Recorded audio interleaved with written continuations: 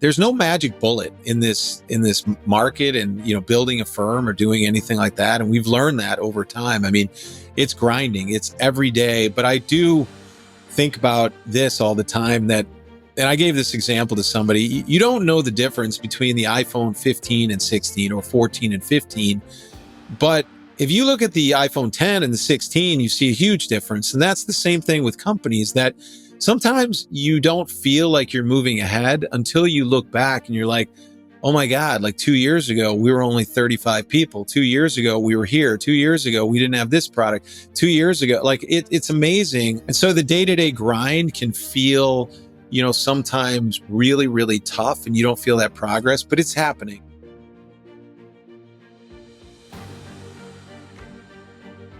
Michael, welcome to the show. Thanks for having me, Brandon. For our guests that don't know you, can you start by introducing yourself and your company, please? I am co-CEO of Origin Investments. In my company, we are 100% multifamily investors. We have 3 strategies. We build, we buy, and we lend. And we operate primarily in Sunbelt markets. We've been in those markets for about the last 15 years. Origin was started back in 2007. I'm actually sitting in Chicago right now. This is our headquarters, but we don't invest here for many, many reasons. And we choose to invest where there's population growth, where there's job growth, places like that. And we have 65 employees, about 4,000 investment partners. So that's quite a few to manage. We obviously, Juniper Square helps us manage all those great partners. And then we have about 65 to 70 wealth managers who also invest with us on a regular basis. So we've been very fortunate, 17 years in the business about now. And my background really is non-traditional. I came out of the commodities trading world. I was a trader down at the Chicago Mercantile Exchange in my first career. My partner and I met about 6 years prior to that, and we were sharing investment ideas, and we kind of came together because the world was very different at that time. You didn't have podcasts like this. The Jobs Act hadn't happened. There wasn't as much transparency, and it always felt like it was 2 steps forward, 1 step back, or 2 steps forward and 3 steps back when it came to real estate investing. And it's a great wealth creator. It's a great asset to generate passive income. And we just decided we could do it better. And we pooled our money together at that time, and it was more like a family office. We didn't have this grand vision, and it just grew organically over time, and it's been fantastic. And I went back and retooled, got a master's in real estate back in 06, 07. I was kind of, interesting, the old man in class. I was with a bunch of young 20-year-olds, and I was like 35, 36, already done with my first career, and learning about real estate. And what was cool about that is going back to school at that age is I was kind of the guy on the edge of my seat in every class. And, even in the real estate law class, which most people found very boring, but I was raising my hand like 100 times. So it's been a great experience, and I'm blessed to have a great partner, and we have an incredible team, and just a good story over the years. Yeah, the story is incredible, and I want to get into that. I've had the pleasure of knowing you and Origin for many years now, and I think it's a really unique story in terms of how you've built the machine that's enabled you to support 4,000 investors, your internal team, and then all of the deals in markets that you're in. But before we go there, you were at the Chicago Merc. How did your professional career get started? Did you grow up in a business family? I like to understand a little bit more about kind of how you got started in the professional world, and then we'll talk about your on-ramp into real estate, passive real estate investing. Well, I'll take it. I've always worked, and as a kid and stuff, I just loved working. And if there was a way to make money going to shovel sidewalks when it snowed, I always looked at opportunity out there. If it were, something like mowing lawns, delivering papers, going to work with my grandfather, I just, I had a desire to work. And so when I went to college here in Chicago, after my freshman year, I got a summer job down at the Chicago Mercantile Exchange, and I loved it. I was a runner back then. I was making, I think, $330 per week working full time. I then pushed all my classes to night. And it's kind of weird, but at 19, I started my first career. And now I have kids who are 22 and 20, and they're still in college. And I was like, God, I was already 3 years into my career at that time. And that's kind of how it began. And And I just kind of worked my way up and networked and did everything I could and did jobs I didn't like and figured out what I didn't want to do. And my art was always on the trading side. And when I finally got an opportunity to do that, I was well prepared. I did very well. I had 10 great years of trading. Computers came in. I was also at a different point in my life. When I started, I was single. I didn't have a nickel to my name. When I was done, I had accumulated some chips, put those on the table, but I was also married. I had two kids, another one on the way. And I said, I just don't want to risk this anymore because, I mean, every investing strategy has risk in it. But when you're dealing with commodity trading, you're talking about leveraging 300 to 1 on a daily basis and trading notional value of many, tens of billions of dollars of interest rates every single day. So my thought process at that time was, look, I don't want to trade anymore. I don't want to take that kind of risk, but I do want to take my assets and have them work for me. I want to generate passive income. I want to grow my wealth, build my wealth. And real estate was kind of a natural choice back then. And so I went back to school, retooled. And I think some of this just got into my blood when I was younger. My grandfather was in real estate. I used to go and work for him on, in the summers. And he worked on, I mean, tough stuff. West side of Chicago. I'm sure some people know that. Bought buildings in the 70s at a tax credit sales when you could, pick up the tax certificate and then own the building 2 weeks later because nobody else wanted it. So, he got his hands dirty, but I saw also the lifestyle that it afforded him and just the financial independence. So that's really what I wanted. Wasn't as simple as that. We then started building a company, but it's been fantastic, and I wouldn't change anything. Life is never linear, to success, and you take a lot of twists and turns. But it's been a fantastic journey, and that's kind of how I began and got to here. Probably missing a big part of that story, but that was my early days and how I started Origin. And you mentioned you started it with a partner. And was this a partner that you met on the trading, like from your trading days, or somebody you had known previously? No, somebody I'd known previously, but ironically, we both have very similar backgrounds. We both went to high school in Florida. He actually grew up there. We both come from divorced families, working class families as well. And we just were kind of kindred spirits when we met at that time. And we both had the same need, which was, hey, our careers are over. What are we going to do next? We were already sharing investment ideas together. We were working on a nonprofit as well that he had started, and I came in as a board member, and we hit it off, and that was it in the beginning. And so we decided to formalize it, sort of our investing strategy, by starting Origin and pooling our capital together. But at that time, it was like a family office. It was two guys buying real estate, and it's all we wanted to do. And we started by buying notes from banks. It was '07, '08. Our timing was pretty good. We were buying distressed deals. We're buying value add. We, probably bought some stuff that we shouldn't have at that time. It was a falling knife. We did fine on the other side, but you look back and you're like, God, if I knew what I knew today, like about allocating capital and where I should have put my money, instead of making, 1.5x, you could have made 4 or 5x at that time on some of the deals that were available. Before we get too much into the origin that exists today, I guess with the benefit of that hindsight, what is different from the reality of being in real estate versus the perception that maybe you anticipated when you were leaving your first career, entering your second stage?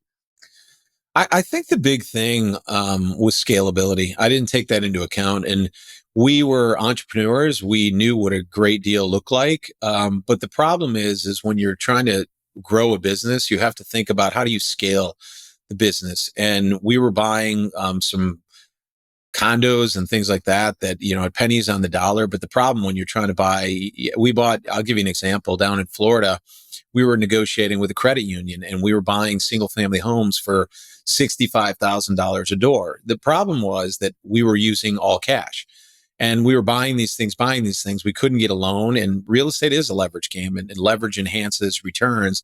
And when you're all cash into an investment, it definitely reduces risk, but it also limits your upside. And at that time, that's at a time and point when you're buying things for 30 cents on the dollar, and your cash flow is 10% cash on cash unlevered.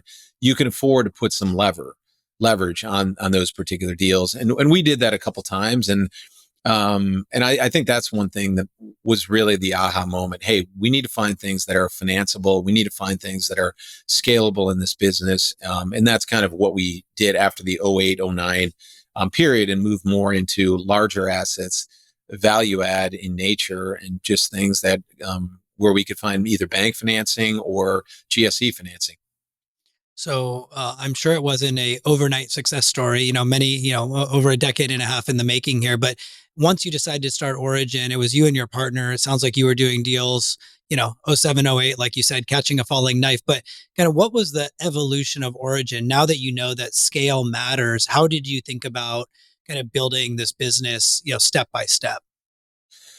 So it happened very organically, Brandon. Part of it was we started hiring people, and internally, and we got an office and we formalized it into some that might sound funny, but we were literally working out of our homes in a small studio. But then as we hired people, you want to hire the best people you can, and the best people want to see growth, and then growth kind of feeds on itself. And so then you start raising outside capital because we had a decent amount of capital, but you realize quickly that when you bring on team members and employees, you need a larger pool of capital to amortize assets. And so then it became, okay, let's go find some of these deals. Let's put our money in, but also syndicate them, build the management fee side of the business. And so that was the early genesis of it. And in 2011, we started our first fund, Fund One, which went really, really well. We attracted outside investors.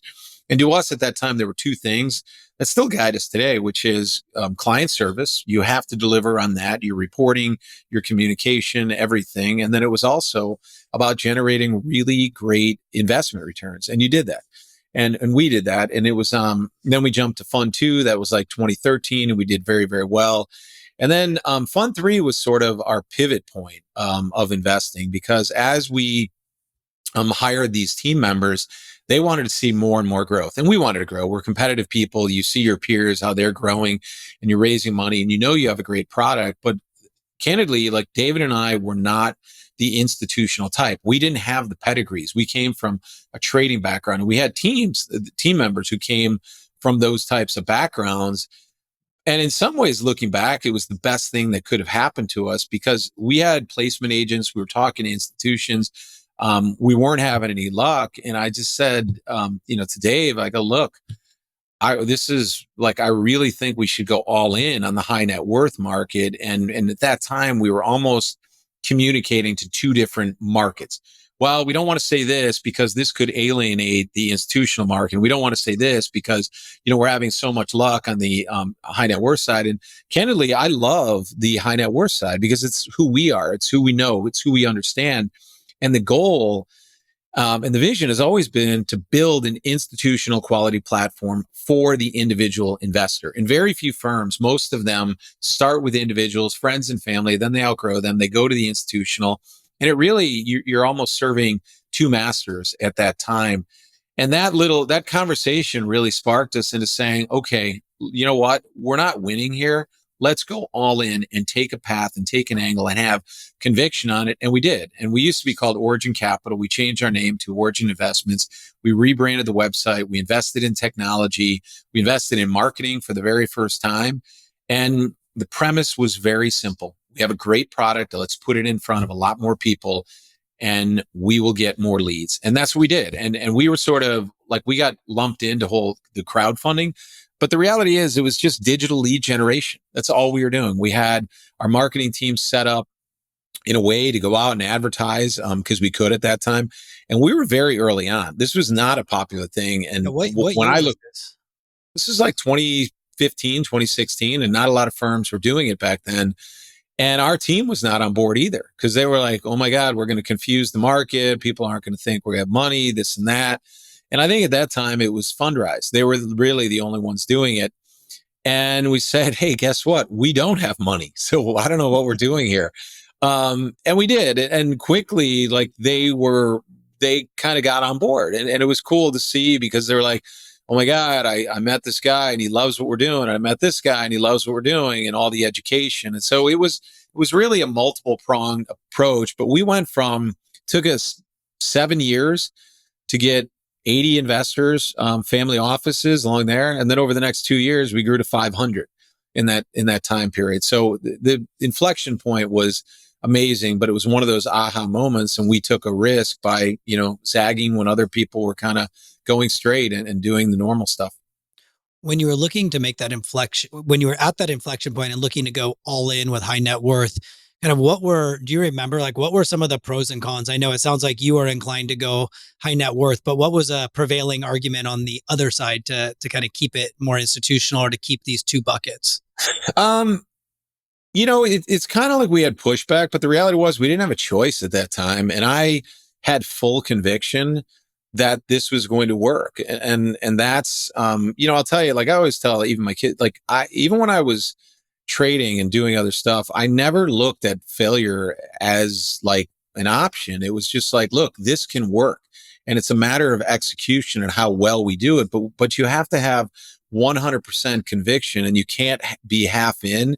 And that's why we had the conversation about, look, if we're going to continue to try to please institutions and please high net worth, we're not going to make inroads and we need to pick a lane. And so like internally, it's going to be expensive. It's not going to work. It's this and that. You have your naysayers and you kind of push forward and you're like, I get it. So, but this is it. We have to go in this direction. And I think everybody's really happy today that we did this. And I think when you're a first mover in the market, it makes a huge difference. And that's what we were. Yeah, I think is an amazing story. And I want to unpack it a little bit, but I was telling you right before we started recording, it's fascinating to me because I split my time between talking to sponsors that are purely institutional and many that are subscale but non-institutional. And across the institutional sponsors that I speak to today, the number one thing that comes up in every conversation is accessing private wealth, aka non-institutional capital. Now, I think I heard you correctly. You have 4,000 investors. Is that correct? Yeah, more than 4,000 today. We just crossed that mark about 2 months ago. Wow. So how did you get there? I mean, you mentioned it was slow and then very fast, right? At 80, it took you a long time. And then in 2 years, you got to 500, but from 500 to 4,000 is quite a journey. How do you think about kind of building that, direct to investor, funnel, if you will? You mentioned digital advertising. You mentioned it'll be expensive. I'm curious just to kind of unpack kind of what you've learned on this journey. Yeah, it was interesting because if I take you back to kind of that 2015, 16, we were raising money for Fund 3, and all we had at that time were value add funds. And we had a closed ended fund. And when we closed it, I think at the, somewhere in 2017, we had around 550 investors total in that fund.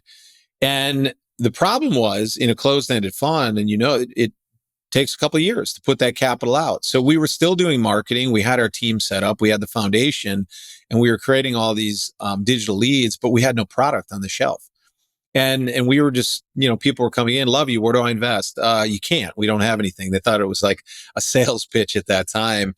And so we started to think about the business, what's good for the business. And then also what's a better wrapper, a product. When you're dealing with only individual investors, I actually think that the market is broken investing in these buy, fix, sell strategies. Because when you think about real estate, in order to get the benefits, the true benefits of real estate, you have to hold it and hold it for the long term. And if you want, the cash flow and you want the depreciation and you want the ability to refinance tax free and future appreciation, you don't take a great asset, build some value, and then sell out of it and pay a bunch of taxes and never realize any of those benefits.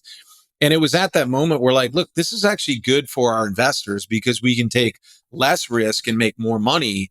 And it's good for our business model because now we will always have product on the shelf. And that was the evolution of our Income Plus fund, which was right around 2018, 2019. It was on the tail end of when we were done investing in Fund 3. So then it was, okay, now we have a product that we believe is better for investors. We actually had to convince them, look, 9 to 11% is better than you chasing 15 to 17% IRRs, paying taxes, sitting in cash, taking all this risk, doing it over and over again. And that, it's interesting because I think we were early on that front with the open-end fund, but now you see a lot of sponsors actually going into that because you have permanent capital as well. At that same time, we launched our Qualified Opportunity Zone Fund. That is only for individual investors. It's a tax advantage fund. So institutions would never go into that. And again, our job is to serve individuals. So when we're thinking about 1031, how do we serve them better? When we're thinking about other tax, QOZ, Income Plus, and then we layered on most recently our credit funds.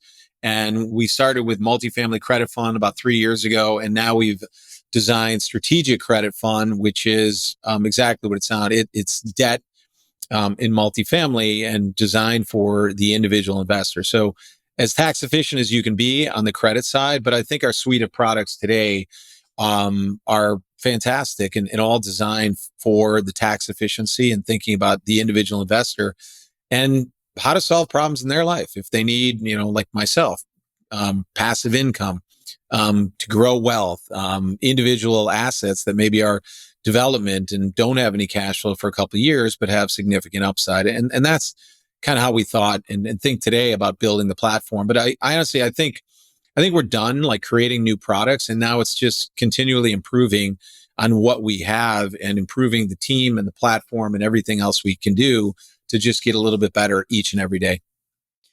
There's a lot of talk around the sophistication of the individual kind of non-institutional investor. And typically you hear that these people are allocating through wealth managers or RIA relationships. I think you mentioned you have many wealth managers who are also clients of yours on the platform. But how would you kind of describe a typical investor with Origin? Are they, working professionals who have a tax event and need, some more sophisticated financial planning? Because there's this kind of Wall Street versus Main Street narrative around the sophistication, the knowledge, the access. Do they understand?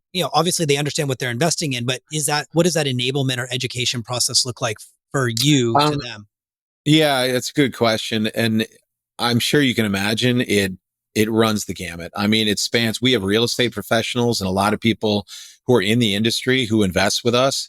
And then we have people who are first time investors. And we think about the selling process or the sales process. It starts with education. And we have an IR team of 8 people, and they're there to schedule calls, make people understand exactly what they're getting into if they don't have any experience here, talk about the pros and cons and the benefits. But it's not a sale. And ultimately, people have to come and want to buy this and understand and see the benefits of these things. So we have everybody from, first time investors who have never been in real estate, never done an alternative investment, to attorneys who are reading and doing us favors, but reading every single line of the PPM and maybe pointing out some inconsistency. It's almost like free legal advice, and real estate professionals. So I think this notion that the individual investor is unsophisticated and you can go into this, that's not true at all. You have to assume that they are going to read through your PPM, that they are going to see every line. And there are investment forums out there where people share ideas. And there are people who are dedicated to just like going through all of these materials. And you as a sponsor, you can never have this gotcha moment because everybody is looking for that. And you are in the business, we're in the business of building trust. And you want to build trust as quickly as you can. And what you say to people, whether that's your individual investor relations reps or me on a webinar or anything like that, it has to be consistent.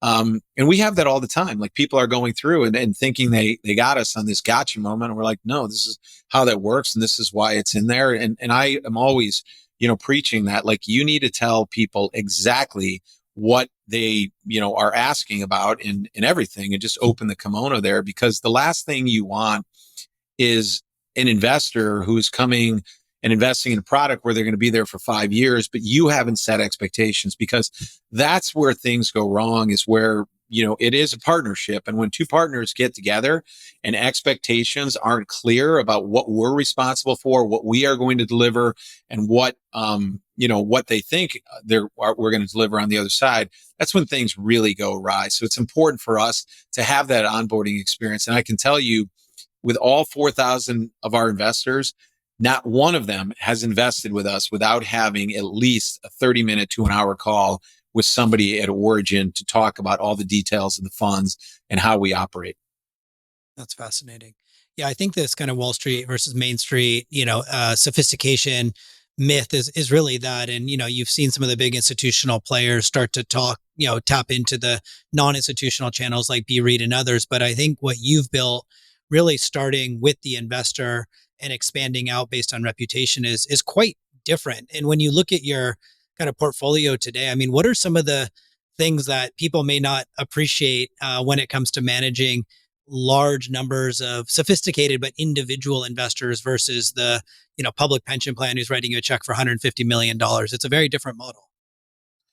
It's a different model. And I talked earlier a little bit about scalability. And when you go into this business, sometimes success can have its own drawbacks. And we have 8 people in our investor relations group. We have another group of 9 people who are just in investor services, who keep track of everything in Juniper Square and the data and the information. And we have a big team for reporting. And when you're dealing with a single investor, that communication, those relationships are going to be very, very different. But when we think about scaling, as we go from 4,000 to 6,000 to 10,000, we're going to probably have 20 people in our IR, because all of those people deserve a great experience. And if they have inquiries, you don't want like 2 or 3 people trying to do that. A, you're going to burn them out.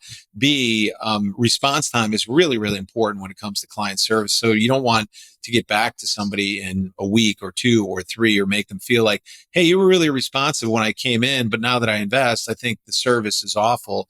And you can't afford that, because when you trip up once, it goes back to the internet is full of bloggers out there, people who are talking to one another, and we treat everybody like they're the center of influence, and that's what you need to do. But I think it's a different way to scale the organization, to be prepared for the amount of data and information and just juggling all these people. But candidly, the technology that exists today can help manage those relationships far more. There was nothing like this, 10 years ago. We actually built a piece of technology when we first started in this business. We've since abandoned that because it's cheaper to rent than own that technology. But I think that gave us a huge leg up to be able to manage our investors early on in the business.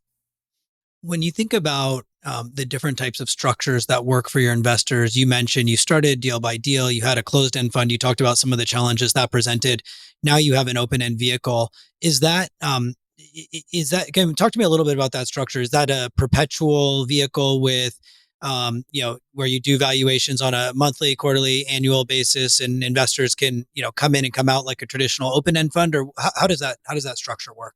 It's exactly what you said, Brian. It's an open-ended fund. We have monthly distributions and also monthly times that people can get into the fund, and it's valued on a monthly basis as well. Obviously, we're not getting appraisals every month. You're doing those once a year. So what happens is the auditors, they actually approve your internal valuation methods, and then you corroborate those at the end of the year with appraisals, broker opinions, whatever is in your PPM. With us, it's appraisals, and then you obviously have to pass your audit as well during that period. So it's in many ways it's a complex structure to run. It's also difficult. You can have times where you don't have any cash in the fund, or times when you have a lot of cash that's in the fund and you're dealing with cash drag issues. So I do think it's the best way for investors to invest, because for us, we have the Income Plus Fund, which is sort of what I'll call our flagship real estate fund. We run all 3 of our strategies out there. We build, we buy, and we lend. So 20% of the fund is ground up development, and that is what I'll call the jet fuel of the fund. But those deals, once those are built, they migrate then into what I'll call the core plus bucket. And they're there for cash flow. They're there for depreciation, tax efficiency. We can continue to refinance those assets over and over and over, tax free, and appreciation. You want exposure to this market, and certainly the cities that we're in as well. On the other side of the coin, you've got debt. About 30-40% of the fund today, actually more than that today, I won't get into that right now, is debt. And debt provides stability. It provides consistency, cash flow. And so those 3 together, the nice thing about this fund, this goes back to our entrepreneurial nature, is that we can tilt that fund in any direction we want. So we've tilted it heavily towards debt in the last couple of years. But I was telling you before we went on today that about 2 months ago, we had a webinar to our investors and we said, it's time to go on offense. And when we see things really like moving in the right direction in multifamily, we think there's going to be a leg up in the next kind of year. And that's corroborated by our um, machine learning model as well. But it is time to go on offense. And I think there's a lot of great things. Could be, we be wrong? Yes. But I think as an investment manager, you can't worry so much about where you are today because we are in a recession. You have to be looking out 6 months or a year from now. That's when you need to place your bets, not when the market is running up and try to jump in. And I think when we saw this last sort of the peaks of the market, there was so much money coming in 20, late 21, early 22, that was just kind of late to the game. So I think, you have to be a little bit almost contrarian in a way, but, place your bets before the market goes up, not when it's obvious, when it's already running. And some of that must be dependent upon having the capital to do so, which means there's investor appetite. What are you seeing, when you host these webinars and you follow up with investors from an interest perspective in taking advantage of, what seem like, generational vintage buying opportunities right now?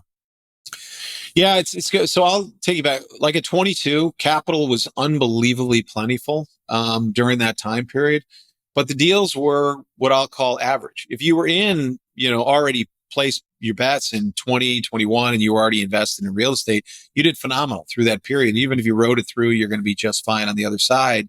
But on the flip side of the coin, the deals today are better than I've ever seen them since I've been here, in real estate. But capital is nowhere to be found. Now, capital, like going into a blind fund, is very difficult in today's market.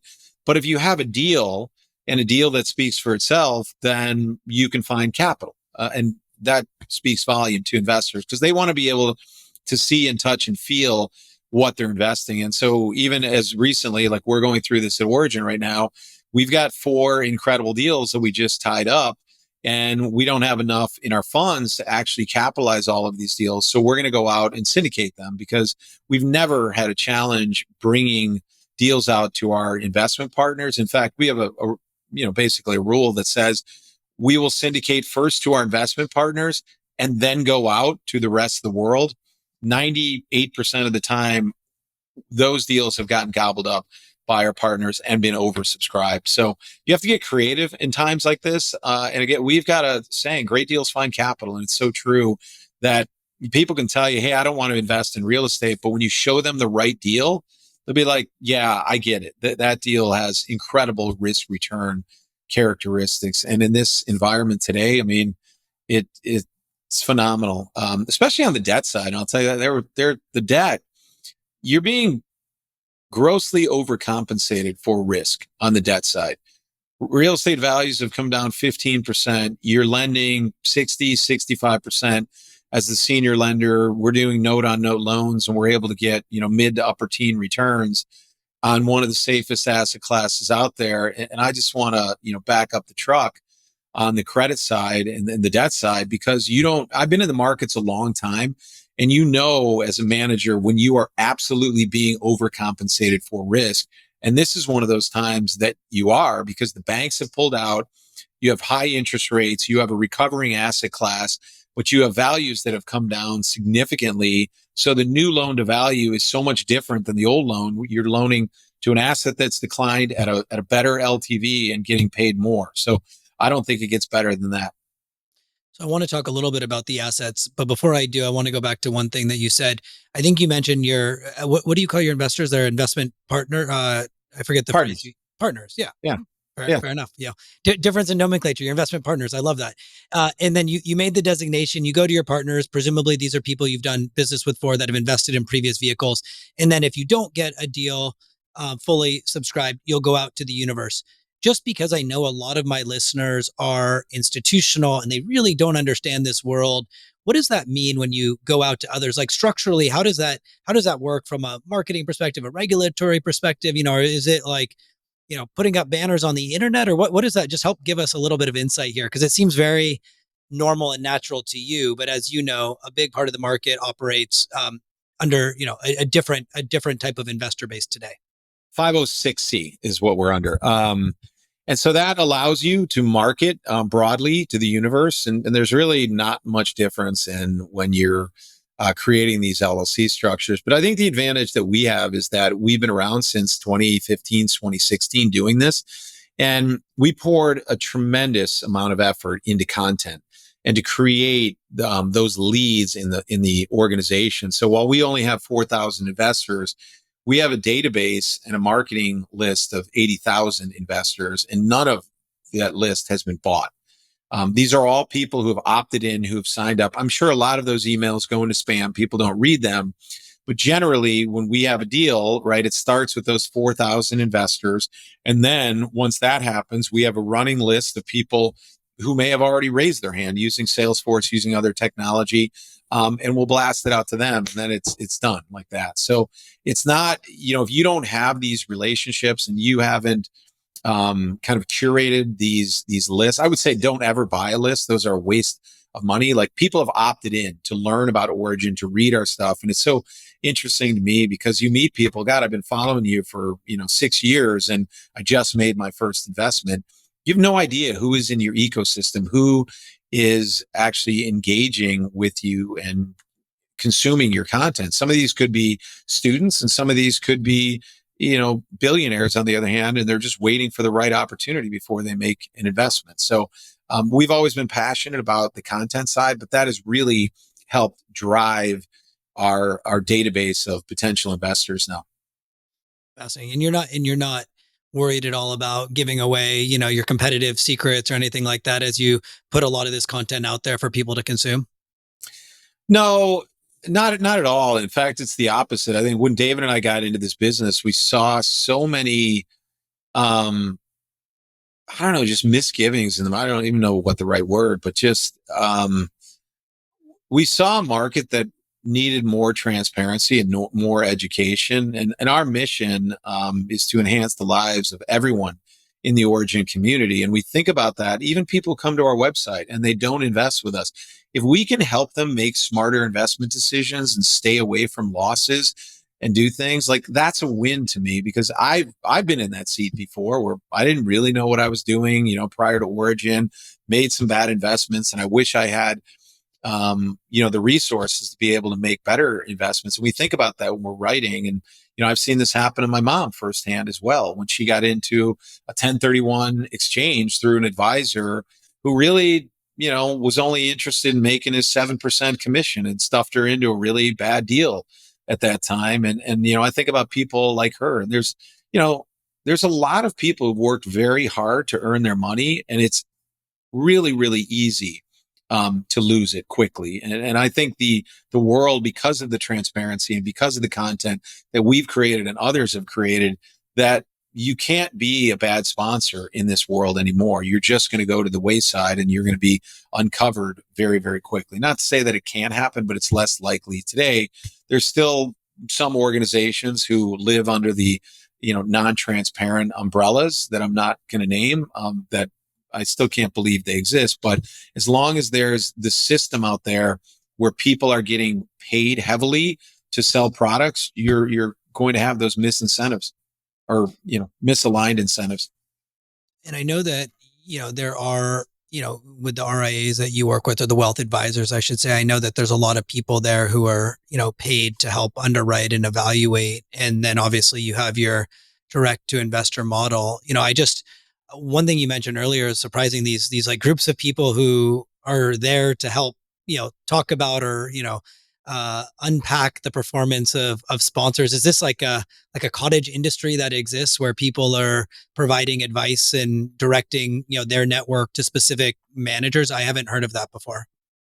Yeah, there's actually quite a few investor groups, and they all exist for different reasons, but a lot of it is just putting wealthy people together who have had exits or have their own business or have some level of wealth, and they talk about different investment opportunities. Some of it, I mean, you've probably heard of Tiger 21. Tiger 21 is one of the most affluent groups out there, and then you've got other groups out there. And we work closely with Boulder Group, with White Coat Investor, with a new group that we've been speaking with called Go Abundance. So there's a lot of these groups out there, and they do an amazing job of just helping each other with due diligence, underwriting, bringing good sponsors, asking the right questions. And within these groups, you have people of all sorts of backgrounds, real estate professionals, attorneys, and they do an incredible job of doing the due diligence and making sure that everybody is aware of what they're getting into going in,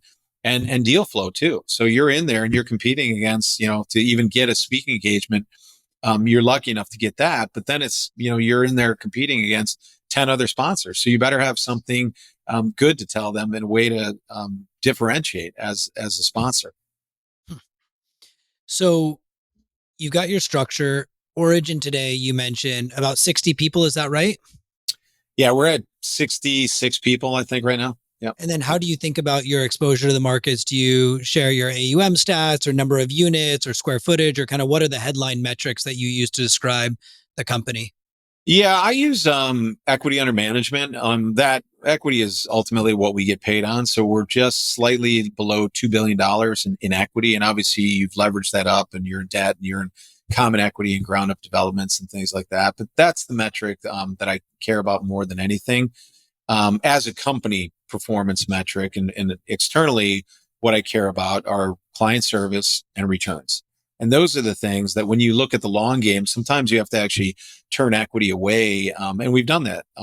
Not, even I'll give you an example. In our strategic credit fund right now, we have a queue. We have people waiting in line to get into the fund. We don't get paid on that money. We only get paid after they invest in the fund. But it's the right way to invest in the fund, because otherwise all we're doing is people are investing in that fund and we're sitting on their cash and they're not paying us to put their cash in a bank account, but it also creates drag on your return. So instead of, generating a 12% return in that fund, if we took cash in, maybe we're generating a 9. So you go from being, a great return, double digits, almost, kind of just below low teens, to a very average return in those situations. So, efficiency is a very, like we are constantly finding ways to be more efficient, whether it's with our distribution channel where we're bypassing the broker dealers, going directly to the RIAs, or the way we operate, internally, our funds, just as I told you, or just making fast decisions and how do we gain an advantage over others in the market. And that's, a constant evolution of ours. And then, so you mentioned you're 100% multifamily, you build, you buy, and you lend.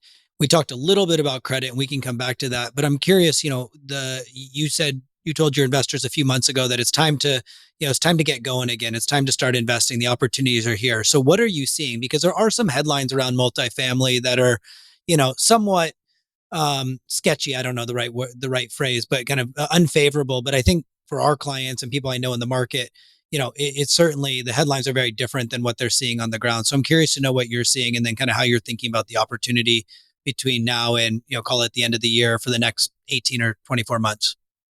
Yeah, I think the biggest thing, and we are right now, we're in a recession. We are in the teeth of one of the biggest supply deliveries that we have ever seen. The the reason why I'm saying that there's kind of light at the end of the tunnel is because in real estate, supply is very quantifiable. I can tell you exactly how many units are going to be delivered a year from now, a year and a half, 2.5 years. It gets a little kind of blurrier at 3 years from now, because that's kind of the time frame that it takes to get a permit, put a shovel in the ground, and then deliver units. And so when we are looking out, we're in August, of 2024 today. By this time next year, we will be completely through the supply and there's nothing on the other side. And we have seen incredible demand in the Sunbelt markets because that's where we invest. More so than, we could have predicted. Our machine learning was actually predicting this. And part of me was saying, I don't know, is it right? I can't believe this. Are we actually going to see rent growth? We saw negative rent growth last year, or negative growth in rents last year. This year, rents have actually been holding strong. And if you follow the public REIT markets, the multifamily REITs, and we do, 11 out of 13 posted positive earnings and had really an optimistic look. And we've also just had interest rates come down 60, 70 basis points. And the biggest thing, though, that's driving this is renting, as some might say it's unaffordable. What's less affordable is owning a home. And the rent to own index, or owner's equivalent rent, I believe that's what it's called, index, it's never been more out of whack and favored renting ever in the history of the United States. Typically, that index, if you're going to buy, you're going to pay $200 to $300 more per month. There's tax savings. There's other reasons to buy. But if you're looking at the same today, that index is over $1,000 per month, and it's just driving people into apartments and creating incredible demand. And I would go on to say that the only way that this distortion in this index comes back in a line is in two ways. You have housing prices fall, which I don't see that happening. We've had 7% mortgages almost touching 8%, and nothing happened on the for sale side on that. Or you have rents rise, right, which is very likely, or you have interest rates decline, which is also a factor within housing. And rents rising and interest rates declining both benefit multifamily. And this is how I see, this, what I'll call the distortion sort of coming back to a more normal level, because I do believe that there is, you moderate more to the norm over time, and these distortions don't last forever. So there's a lot of, reasons. We follow a guy, and I think anybody should follow Jay Parsons, because I think too many people get their headlines from, papers who are in the business of just getting clicks and scaring people and things. And we've read so much about this avalanche of supply coming. It's here. And guess what? It's like a nothing burger. The supply is the supply, but I think there's more demand than there is supply. Hence, it's a nothing burger. Exactly. Yes. And the thing about demand is it's impossible to measure. Like, supply is quantifiable, but demand is not. So we get here and everybody's got their fingers crossed. And I think it's greater than anybody could have hoped for at this time. And you mentioned your machine learning model. Kind of tell me a little bit about what that is. There's obviously, as you said, we're recording this in August of 2024. We're kind of 18 months into the AI boom, if you will. It sounds like you've got, some models that you've been using for quite a while. And I'm curious, I'm always interested in understanding client and industry applications that are helping to make sponsors better investors. Yeah. And this, Brandon, this is, part of, I think, our innovative spirit, and you always scratch your own itch. And if we go back about maybe 5 or 6 years, we were renting the products that were available out there in the market. And we were banging our head on the wall because you would use these in your underwriting. You were paying, a hefty price for these as well. And they would change them 6 months later. And you're like, well, had I known that, we wouldn't have done this deal or something, and it just didn't make sense. You're better off just throwing 3% rent growth in there and saving the money on whatever these were.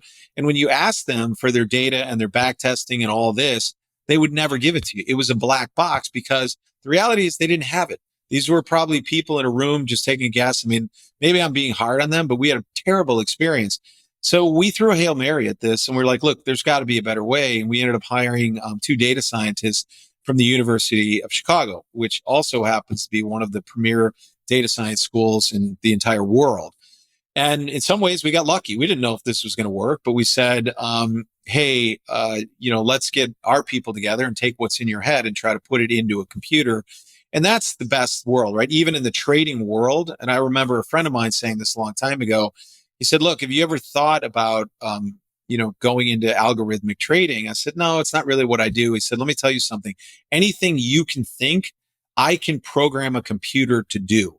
And that's the same thing. What we're doing is we're like, okay, what drives investment performance? What do we think is our theories about rent growth and all this? And what are all the limiting factors? And then they take billions and billions of pieces of data, and this has been layered on over a long time, but they continue to regress. What is the correlation here? How does it fit into the model? And it's all done by spatial data. It's a little over my head. I know when I talk to these people and we back test and we look at it, there's nothing that's more accurate in the market, and we're proud of what we've built.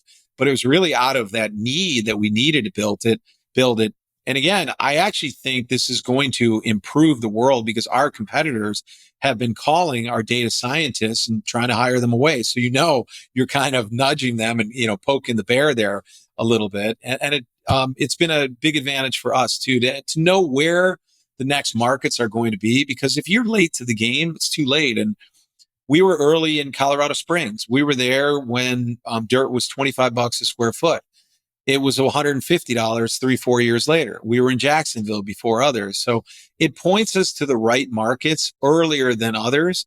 And we just ran our biannual market evaluation, and it, kind of ranks all the markets based on a number of different variables. But we're proud of it, of what we built. And it's certainly a huge advantage to our strategy, and ultimately ends up with better returns, which is why we put money and invest in it. Is it a trust but verify kind of situation? I mean, has it ever spit out anything that's not intuitive or just seems, I mean, you mentioned some of the rent, some of the rent growth or the demand metrics that it was spitting out 18 months ago were kind of not even believable, but obviously, and with the benefit of hindsight, it proved that they were right. I mean, how often are you kind of at odds? Is your intuition at odds with the model's predictions, if you will? Yeah, that's a good. I'm a skeptic by nature, so I know that there's no way to forecast the future with real accuracy because there's too many variables. I've been a student of the market since I was 20 years old, watched these things, and in 2019, it wasn't exactly predicting COVID. When we were early on, so there's just exogenous shocks that you can never, predict in those situations, and things that happen on other sides of the world that the model could never pick up. But it was interesting because we were early on, and I think they'd been working for us for about a year, and we were going into 2020, and COVID had just hit, and their models were running and things like that. And it was about May or June, and the models started really like going kind of haywire, to the point where our data scientists were like, oh my God, like we just spent a year and we created something that doesn't work. This is broken. Rent doesn't do this. And they were literally looking out a year and showing rent growth in some of our markets that was going to be up 14, 15, 17%. They never even told us because they thought the model was broken, and they kept going in and looking at the numbers and the data and regressing and finding new things. And it turns out, I mean, they literally didn't show us. No, we can't show you, can't show you. And then the market starts taking out, and they were absolutely right on this. And they were actually, the model was the first to predict negative rent growth in 2023. And we did that, early in 2022. And this is all verified. Everybody else was calling for positive rent growth for 2023, 2, 3, 4, 5% during that period. And then it was like 9 months later, they got on board. Hey, rent growth is going to be negative. It's too late by that time. And everybody who's underwriting and using models and stuff, they're like, okay, I guess I'm holding this deal for another 2 years. Doesn't really help you to have information, when you can see it right in front of your face. So, but the same thing that's happening today is it's predicting, kind of stable rent growth throughout 2024, and then it's going to pick up in early to mid 2025 on that side. I don't know how much you want to give away in a public forum like this, but any insights that you could share other than the rent growth metric that you just shared for 2025, in terms of places that folks should be looking, whether you're an investor looking to get allocation to a sponsor in a specific market, or maybe you're a sponsor and looking to understand what markets are hot or what aren't that are on your radar. It's not even about giving away the secret sauce. It comes down to a deal. So I wouldn't want people to go, hey, like I'll just make it up. Like Salt Lake City is off the, but if you overpay for a deal in Salt Lake City, you haven't actually, you could end up losing money or the wrong deal. So it's about, I think the advantage of our firm is that deal flow. From the day we built this firm, it's always been about seeing as many deals as we can and having our tentacles out there. So being in the markets at all time and tying up these deals and finding edge in the individual deals. So whether that's in Las Vegas or San Antonio or Dallas Fort Worth or those areas, and being able to move very quickly. But there's no, I wouldn't want people to use this data and then run out there, because there's no index for, if you said Dallas or something like that. So, but we don't, this stuff isn't a secret. We actually do publish these things, our mid-market review, and you can go to our website and see a lot of this stuff as well. So one of the things that I really respect about the business that you've built, and it's a word that you've used many times today, which is scale. Not a lot of professional real estate investors start their business thinking about scale. And I'm a part of a lot of these conversations with our clients and others in the market where they get to a certain point and they hit this kind of terminal value where they're like, oh my gosh, I got to a billion in investor equity doing it this way, but I don't have line of sight to 2 billion or 5 billion or 10 billion, or I don't have line of sight to my next deal or my next hire, whatever it might be. I'm curious to know how you think about the value of the enterprise, not the dollar value, but like what is a durable business? And then maybe if you could touch on, there was some news recently. I think there's a strategic transaction that took place where you brought in a partner or sold a piece of the business or whatever it is. Maybe you can just talk a little bit about how that fits into this idea of building or creating a valuable enterprise and not just a promote stream or a better deal machine or a better investor acquisitions tool.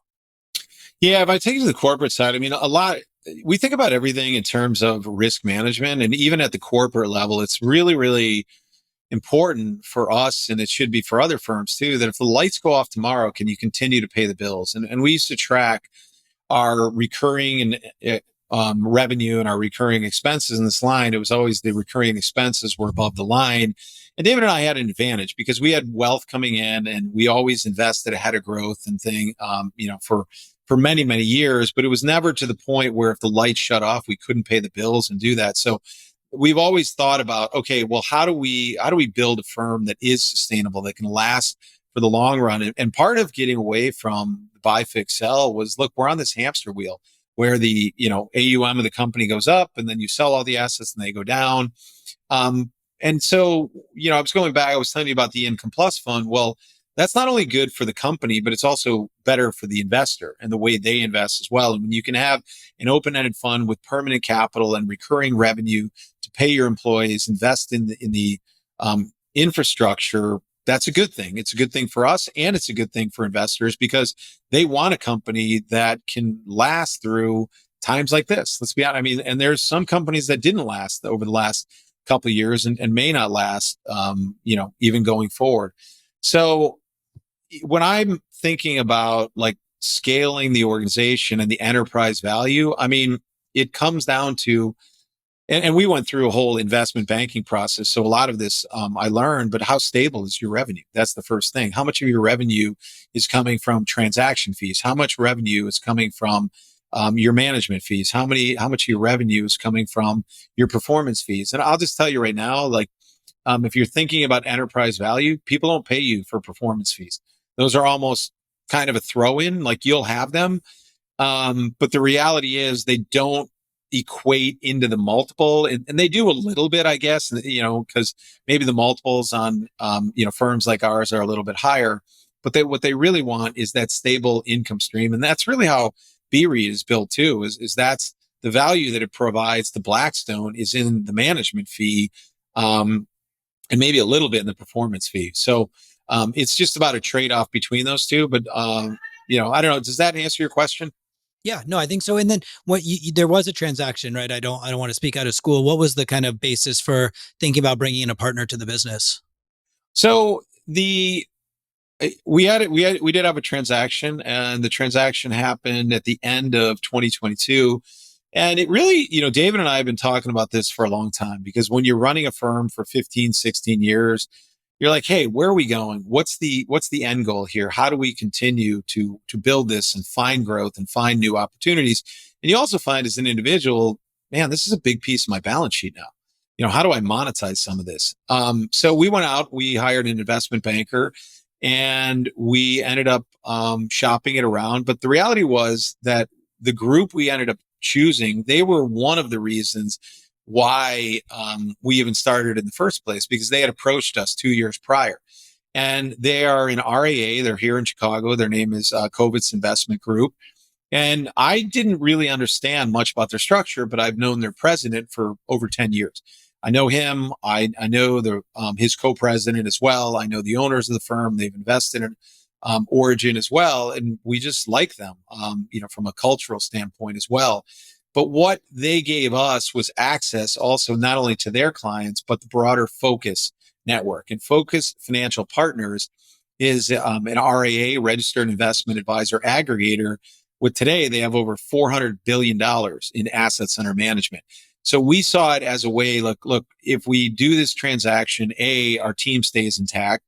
B, we can tap into this larger resource of capital. And the last thing was they really leave us alone. So they let us run our business. There weren't these synergies. When we talked to a lot of groups out there, they were looking at dismantling us and doing things. And we really, our investors were concerned when we did this transaction. And many said, look, if you would have done the deal with PE, I would have been out of here. And we realized that because PE is very different. But, being with an RIA and somebody who has a very long time frame, they're not interested in 2-3 year results. And by the way, they've been absolutely fantastic during these last couple of years. And they understand they're in the same business. They see what's going on in real estate. And when you buy a company and you don't meet your business objectives in the first year or two, you expect that there's going to be some very difficult conversations. And they're like, look, you guys are doing great. We understand this business. We bought a great company at a good price, and we're here for the long run. And we know that we're going to all make a lot of money together. And that feels good. You chose the right partner, because I do have friends who sold to PE. And I'm not going to say this about all PE out there, but they're not having the same experience. I think alignment is really important. On the last minute or two that we have left, I'm curious, as you look, we talked a little bit about kind of what you're seeing based on your model and your intuition in the markets. But if we take a slightly different bend on that and we think about kind of the future of kind of broadening access to alternatives, broadening access to private wealth, kind of what are you most excited about over the next, call it, decade? I know that's a long time to think about. We can even break it down, maybe call it 3 to 5 years. And how do you think things are going to either stay the same, or what do you think will be different as we move forward and more people are getting the experience of having access to alternatives or access to private real estate like you offer at Origin? Wow, there's a lot there. What am I most excited about? Are you asking just in general about the market or at Origin, or? I just think your business model, right? I mean, you've been in business for 17-ish years now. You've built up a better mousetrap than a lot of other people. And as you look forward to the next decade, what are you most excited about? Brandon, me personally, I mean, I think we're at a point right now where we have an incredible team, and we're going to continue to build infrastructure and just improve. And one of our core values at Origin is continuous improvement. So I said earlier in the podcast that we have, of the 4 products that we currently have offered, we don't have any designed to actually bring out new products. So it's just going to be a constant refining of the products we have and improving them, and just making Origin into the best company it can possibly be. And that's hiring new people, expanding the platform, getting better every day at what we do. There's no magic bullet in this market, and building a firm or doing anything like that. And we've learned that over time. I mean, it's grinding, it's every day. But I do think about this all the time, and I gave this example to somebody. You don't know the difference between the iPhone 15 and 16 or 14 and 15. But if you look at the iPhone 10 and the 16, you see a huge difference. And that's the same thing with companies, that sometimes you don't feel like you're moving ahead until you look back and you're like, oh my God, like 2 years ago, we were only 35 people. 2 years ago, we were here. 2 years ago, we didn't have this product. 2 years ago, like it's amazing.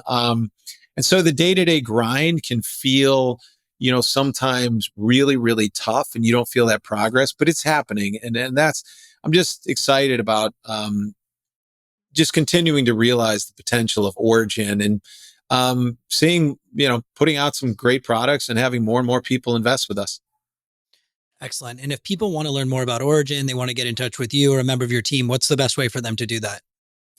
origininvestments.com. And you can email me. I mean, one of the things, Michael at origininvestments.com. So we pride ourselves at being accessible to our investment partners, sponsors, things of that nature. So communication's a big thing. And I think that's what you get in, even I call us a smaller real estate investment firm. I compare us to Blackstone, but, we've come a long way, but we still want to stay true to our roots.